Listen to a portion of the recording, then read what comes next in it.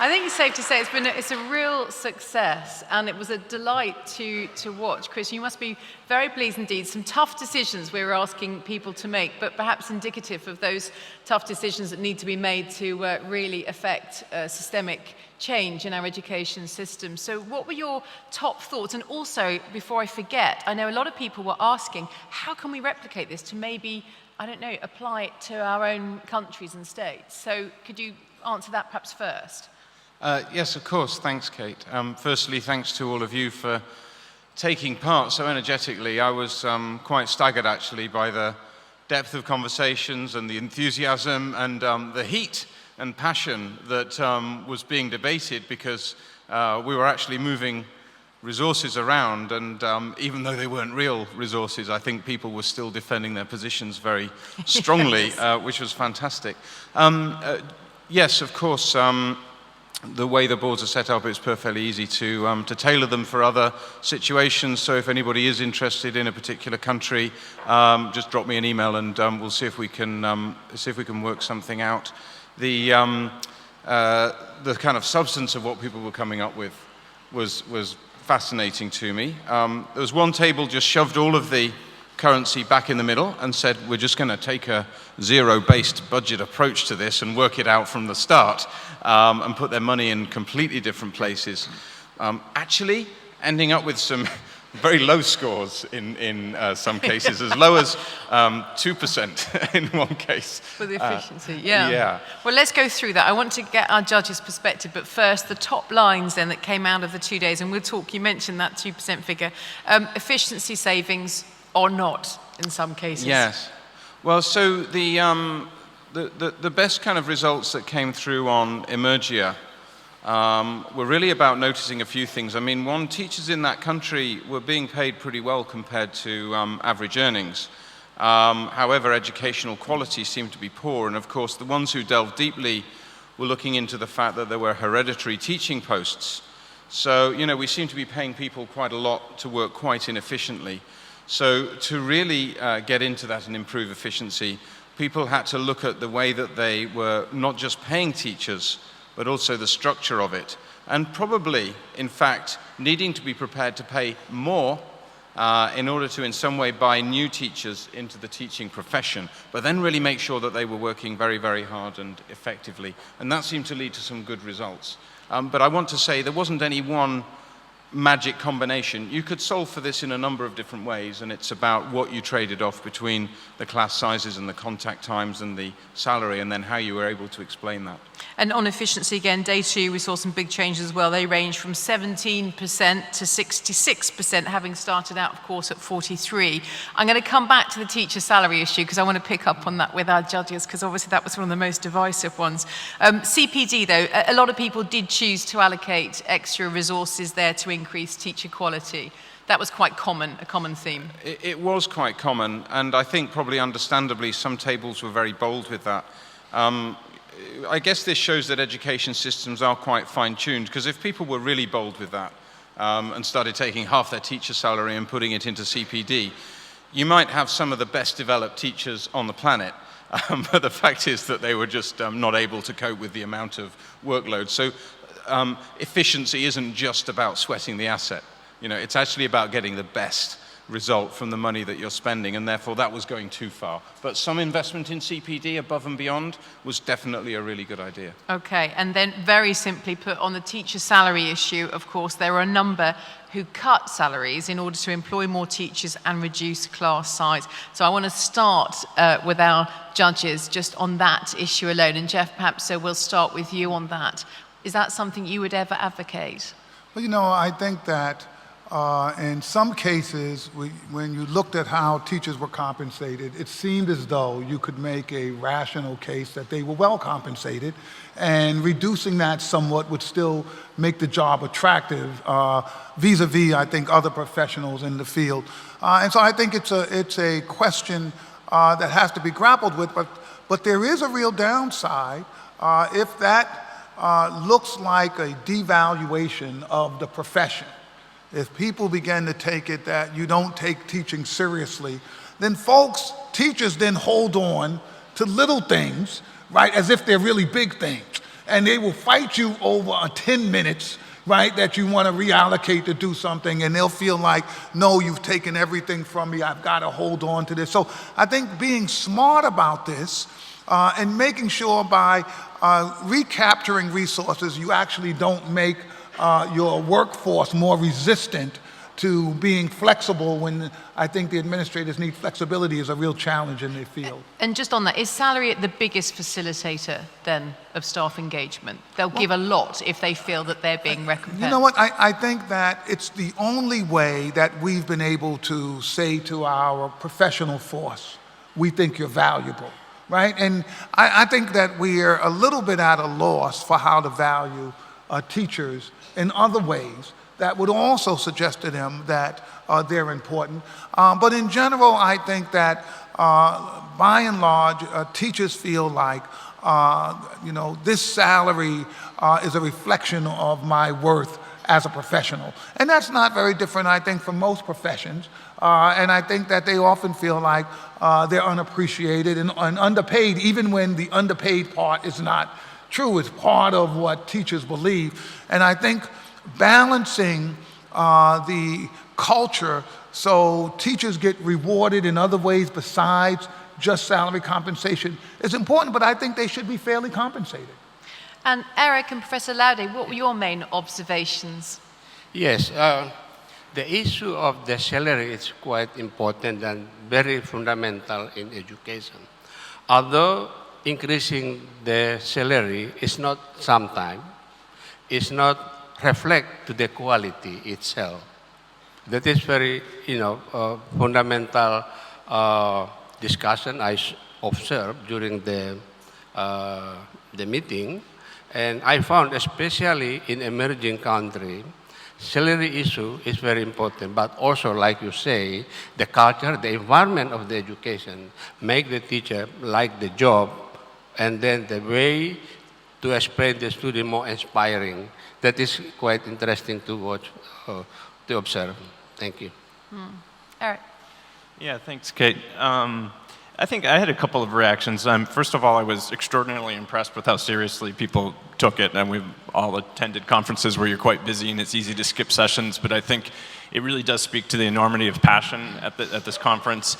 I was a bit shocked that a group full of education specialists was able to drive the efficiency of a system down to 2%. And I understand that group has been asked to leave the conference, which I think is probably for the better. My number one takeaway was that on the data side of things, that we all talk about how important data is, and I had two reactions to the data in this challenge. One, that data in this challenge, like in real life, is often insufficient. It's not disaggregated by gender or disaggregated by ethnic or religious groups or by rural and urban. You might only have third grade data when you really want fifth grade data.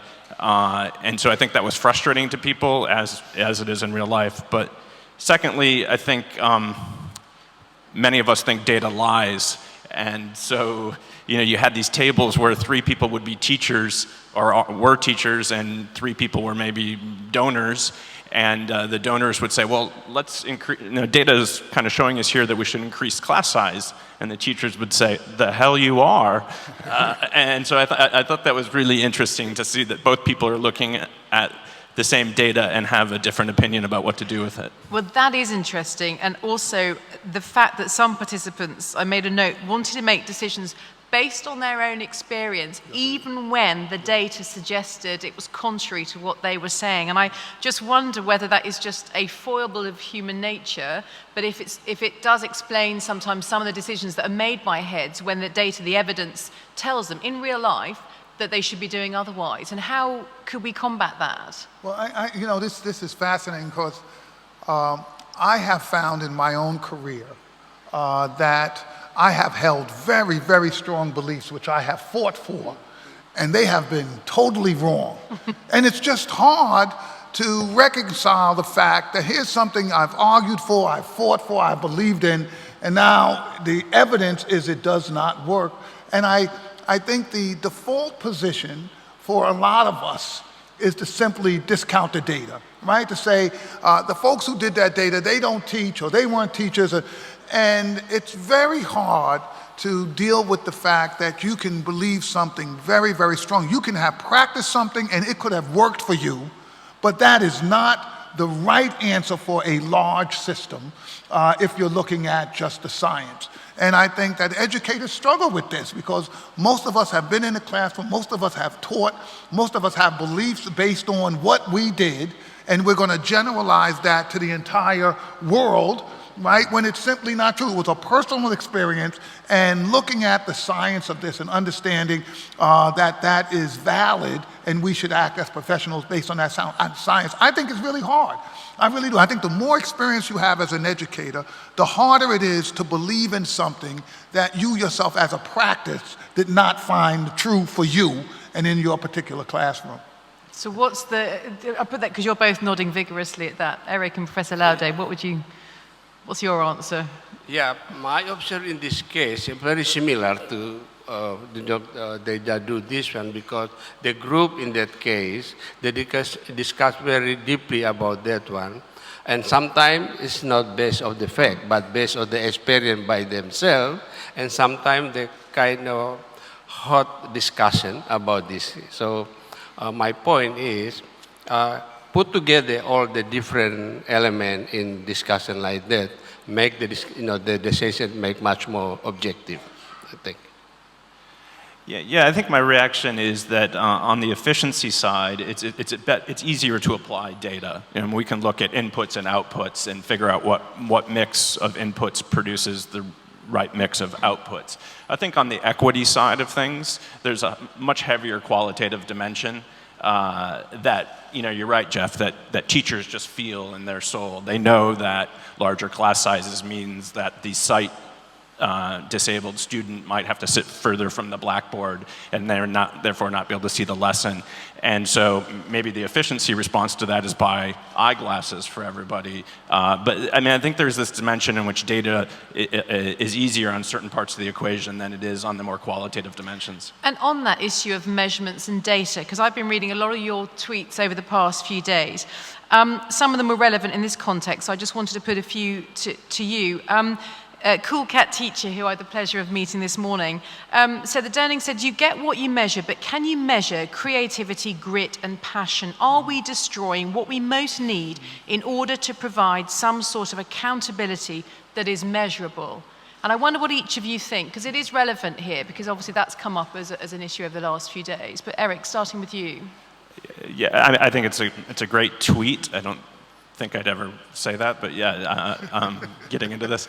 So my favorite quote, maybe of all time in education, is that you can't fatten a cow just by weighing it, right? So I think that measuring is important, and we should measure, and we should measure better. I don't necessarily think that the act of measuring always leads to the best outcome. And I think Jeff said it eloquently last night, even in the Harlem Children's Zone, in which metrics have been seriously deployed and data has been at the highest level, there's still room for the arts. And maybe that is fit in somehow, even if it decreases a measure somewhere else. Professor? Yeah. Quantitative method is very important to give us the guideline. However, to rely on the data only may be misleading. So in area of education, the heart of the teacher is much more sharp than the data itself. Especially the more you teach, the longer you teach, then the more sharp you are. And then by doing so, the combination of the two is maybe help to improve the quality of education itself. And Jeff? Yeah, so I think it's a great observation.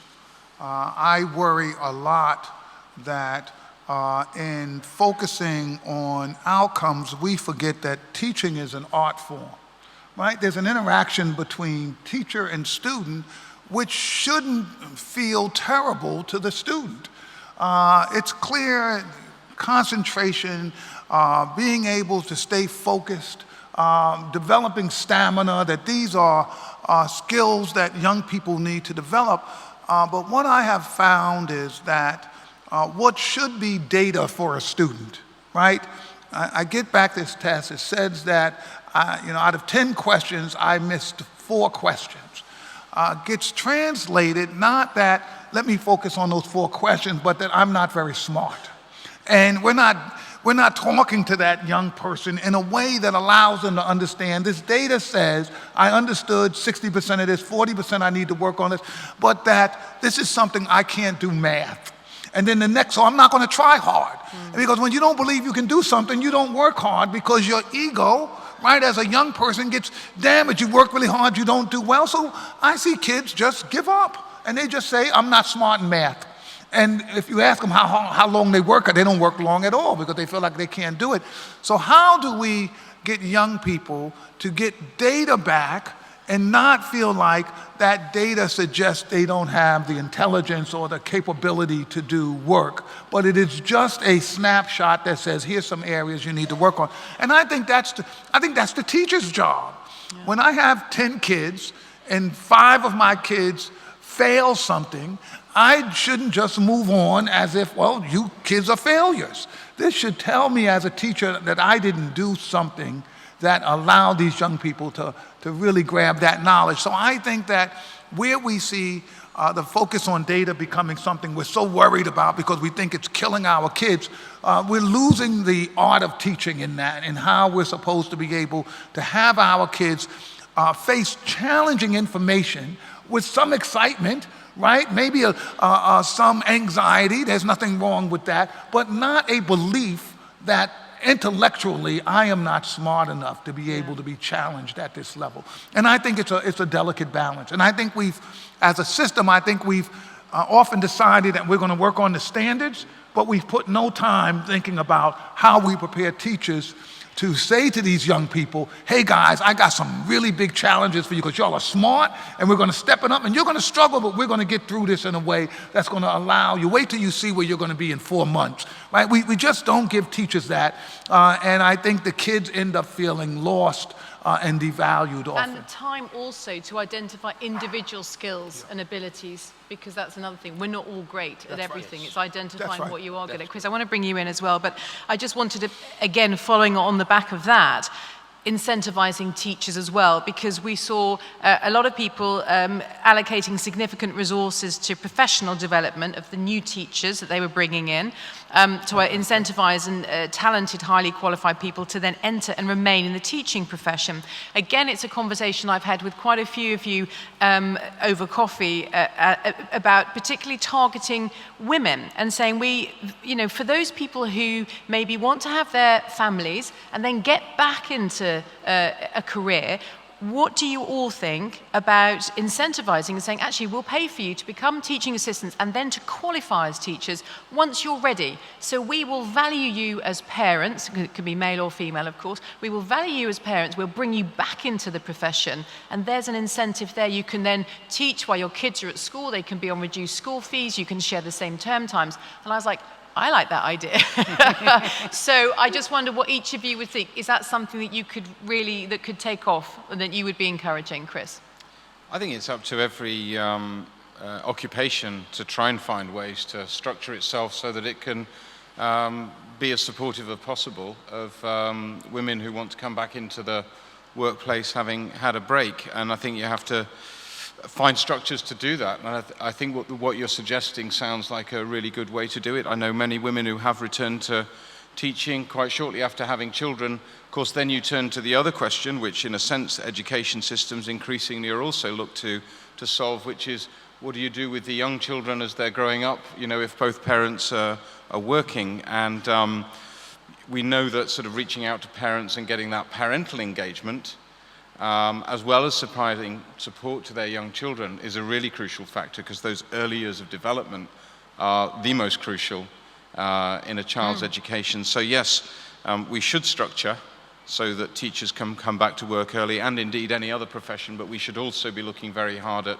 the kind of support that we're providing to the family as the young child is growing up, so they've got the best possible start in life. And as I said, that seemed to be recognised in the workshop. So what do our 3 judges think?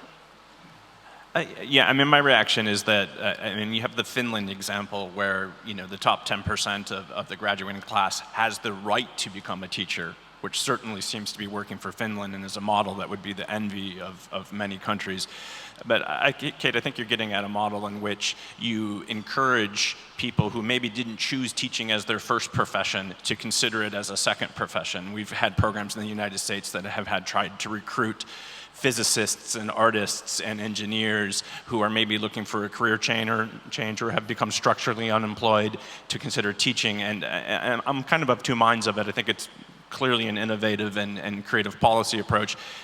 The other part of me is that teaching is extremely difficult and isn't for everyone. And so you certainly want people who want to be teachers first as teachers. In my country, for example, Indonesia, become a teacher many times is not the first choice. Maybe second or the third choice, especially in the rural area. This is, you know, but in reality, the teachers become the, you know, the role model in rural area. In the area, you know, that's very remote area, the only educated person is the teacher itself. So the role teacher in this case is very, very important and very significant, although the teacher is not the number one choice, because there's no other choice, it's the teacher.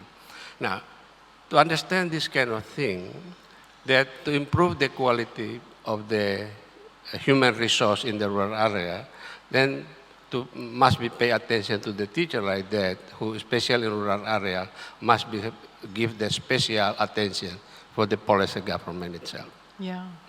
Now, we are almost out of time, and obviously we're going to want to announce our winners, but I had a final thought, Jeff, maybe. I guess the exercise has served to highlight the difficulties, perhaps, of implementing the sort of change that is required, and perhaps, and again, it was another comment that somebody made to me, how, you know, there is this inconsistency sometimes in directives due to the constantly changing political stance, and I guess when you've got people that really are desperate to come in and rip up the rule book, it kind of explains why our politicians don't always get it right as well. So what were your main thoughts coming out of the past 2 days from the challenge? Yeah, well, so I thought that it was really interesting to see people having to be in a role that, you know, you could not just add in areas that you cared about. You actually had to take away from things that you also cared about, right? It wasn't that there was anything on that board that you said, well, we just don't really need any of that. Let's just, so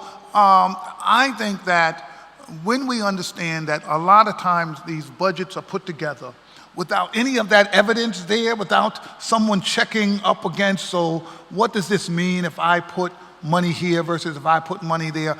I think we've got to have a much higher level conversation in education about these choices, about the data, about the evidence and what it means in relationship to a budget, because someone is making a budget right now that's going to impact the education in all of our communities, and I worry that they're not taking the kind of time and having the discussions and the struggles around evidence, and they're using other things, right? In the States, the politics is often around something that has nothing to do with science whatsoever. And there are huge amounts of money at stake. And we've got to begin to change that discussion. And I'm hoping that what people took from this is, you know, you may not be ready to sign on to the fact that class size doesn't matter. Maybe you're someone who says, but you should at least know what the science says about that. And you should know that the people in your community making these decisions know what the science says about that before I think we accept just the plans that people have for education. So I'm hoping that this will stimulate us to be a little bit more proactive in saying to policymakers, we really want you guys to embrace the science in making these decisions. Okay, well, on that note, thank you very much for your thoughts on that. On that note, it is time to announce our winners. And we've got the winner, Eric, you're going to announce for day one for Emergia. So is it the table that you're announcing? What I'm going to do, because we are quite tight for time, if you're in the audience, because I know not everybody will be, but if you are, we'd love for you to come up and collect your medals, but we are going to have to do it sharpish. So be up and ready if you see your name up. Eric, go for it. Okay, I believe it's supposed to flash up on the screen, but if it doesn't... Shall I do a drum roll while we wait? There we go. There it is, table 46. The winners for Come the on first up. day emerge here. Table Table 46.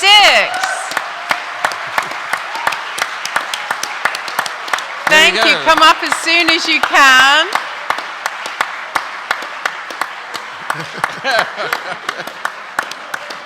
Yeah.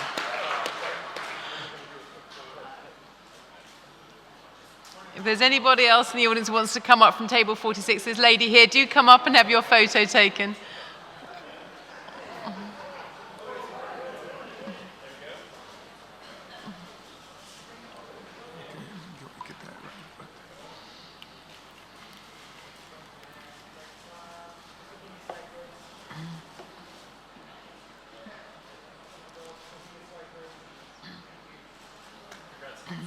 Congratulations. Wonderful. Now, Jeff, you've got the announcement for Westlandia. Yes, for Westlandia, the winners are table number 35. Woohoo. Where's table 35? Can Come they on come up, table please? 35.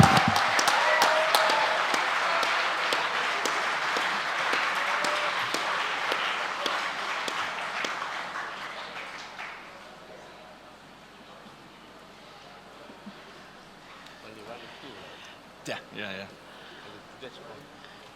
Yeah, I think that's it, yeah.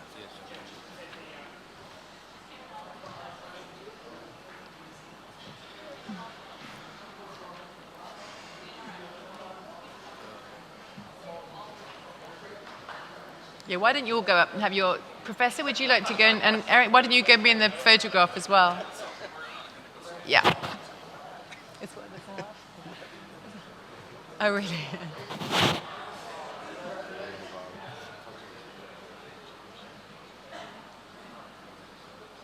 No. Very good.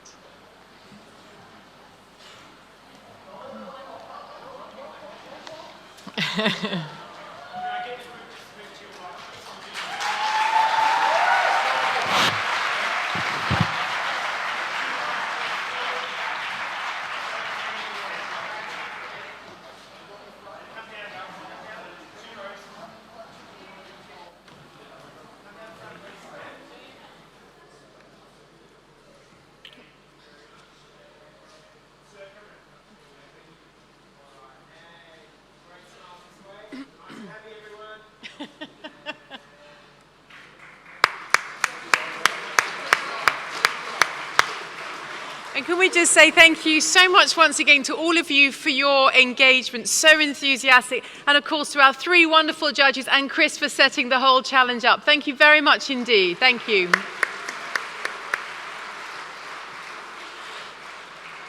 Now, ladies and gentlemen, I'm casting a BDI. I'm moderating for the afternoon, so I haven't been able to see, but I think my next speakers are here. I'm going to carry on and presume that they are, because we turn next to the business backs education. In fact, I'm just going to want to get a thumbs up that I can go for this. We're going to wait for a minute. Okay, so we're going to give you 5 minutes, actually, while we just gather everybody together, and then we will turn to the business backs education. So when I pop up again, you'll know we're ready. See you in a bit.